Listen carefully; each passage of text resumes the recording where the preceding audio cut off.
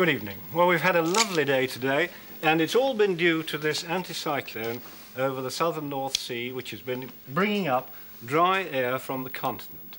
And with the clearing skies, that looks as if it's going to give us a frost tonight. But tomorrow, things are looking rather different, because out on the Atlantic here, we've got a frontal system moving in, which will, even tonight, bring rain into western districts. So let's have a look at tomorrow's chart. Well, there we have it. That is the position that we expect around midday tomorrow, with this frontal system over the Hebrides and Ireland, with a fairly broad belt of rain which will be gradually spreading across the country, probably reaching the southeast here by late evening. And the rainfall looks as if it may be quite considerable in places, especially up in the north, becoming generally mild, and the further outlook is continuing mild as we get the succession of depressions moving across the north of the country. When the first television weather forecast hit the winter air on January 11th, 1954, few can have forecast that by its silver jubilee, the antics of the isobars would have become a national institution. And that's why there remains no record in the dust of the BBC archives of that first attempt to enchant the viewers with sunny spells. But when George Cowling first went on the screen, before the very first satellite was launched, the reign of the weathermen was beginning. And as their forecasts of drizzle have dazzled us all, so their faces have become part of the household. And now we can reveal that along with George Cowling, we have with us tonight his heirs, as we say, all hail to the weathermen. First we have the pioneers of the Met Office, George Cowling, Tom Clifton, Philip McAllen, Dixie Dean, John Parry, and Downey Armour. And as forecasting got its second wind, they were promoted, leaving us with Bill Bruce, Trevor the Weather Baker, Norman Ellis, and Tom Kelly.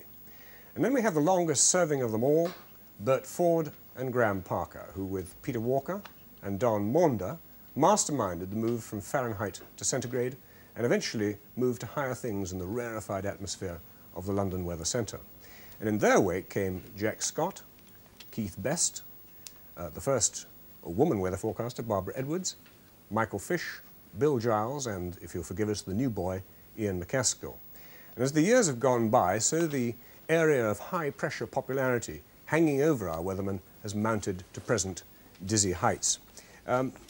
George, when you demonstrated the weather for us earlier, that terrific bang as the bottom part of the map came down, I mean, how did you... It must have blown people's sets apart. Well, Bob, we did have a lot of trouble with that board in those days. It wasn't usually quite as bad as that, but it made a tremendous noise as it went up and down the rollers, and in fact, we eventually had an arrangement with the sound man to cut out the microphones as the board moved. Now, I also gather that sometimes the weather was as long as 5 to 7 minutes. Now, that was a lot of ad lib, wasn't it? Well, it was a rather movable feast. Of course, we were unscripted and unrehearsed, and although we had an average of about 4 or 5 minutes, we would be asked when we started, can you cut it to 3, or can you drag it out to 7? And usually when it was dragged out to 7 was just the times when you didn't have much to say. Yes, well, anybody in this trade knows very well that the sway between 3 and 7 minutes is an awful lot of chat. Now, David Dixie Dean, could I ask you about this, the pressures of appearing on television, whether it was nerve-wracking, because here you are, Met men, professional Met men, who also expected to be television performers. Now, was it alarming at all? No, not really. I'd had a background of briefing of aircrew during all the war years in a variety of countries and under all conditions. This got over the initial nervousness of speaking to people. When it came to the studio, my own technique was to see the cameraman dimly behind his machine. We just had the one, talk to him as man to man, and everything went off all right. Marvellous. Philip McAllen, could I ask you about the public recognition thing, whether it's really very trying for a weatherman, because I suppose in a bus queue or if you're outside, it's always the, didn't get it right yesterday, did you? Now, there must be times when it's difficult to wind on a smile, because it's a very complex thing, weather. How about that, public recognition? Well, it's the bit I didn't like at all. Ah, yeah. It's, we're not really born entertainers. We're meteorologists, we're civil servants, we're not really cut out for this sort of thing. It wasn't our bread and butter to have publicity. So I think it's true to say that that part of it we didn't enjoy too much. It's something you weren't sorry to say goodbye to? Not at all. Right. Trevor the weather. Yes, Trevor the weather. You are a professional weatherman. You've changed sides. You've gone to something called commercial television. Southern television, actually. Southern independent television. Trevor Baker. Public recognition. I mean, I presume it doesn't worry you because you've been doing the job for so long. Yes, I've had to get used to it, and I'm fairly well known. I've done about 7,000 broadcasts, so people do know me in the south of England. Yes. Nowhere else. Trevor, though, what about the thing about, hey, you didn't get it right last weekend? I mean, isn't that a little bit trying? Yes, you hear it so many times, it is a bit trying, but that's have part of the job. Have you an answer for it? Because if you have it put to you all the time... Well, one says, oh, I do my best, or I'll do better next time, that sort of thing. Yes. You can only parry it, really. You don't ever snarl at them? Oh, no. Not or beat them over... I love the viewers. Beat them overhead with your brolly. Right. Graham Parker and Bert Ford. Bert, do you miss not doing the weather on television? Yes, I think so. We were on a fairly length of time, and yes, once you've been on so long, it was quite a miss when we went off and did you used to get plugs on the Magic Roundabout, didn't you? Yes, we followed them. Yes, that's right. Great friend of Dougal. Yes.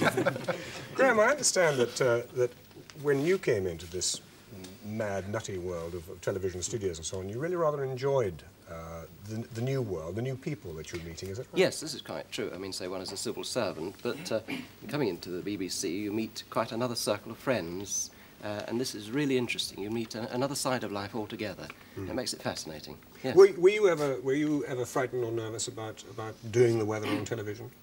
Well, yes, at first. Certainly was very nervous indeed, and in fact, I would worry if I wasn't nervous. Yes. Because I think when you are a little bit nervous, you give of your best. Were you, Bert? I mean, did you sail into it, or...?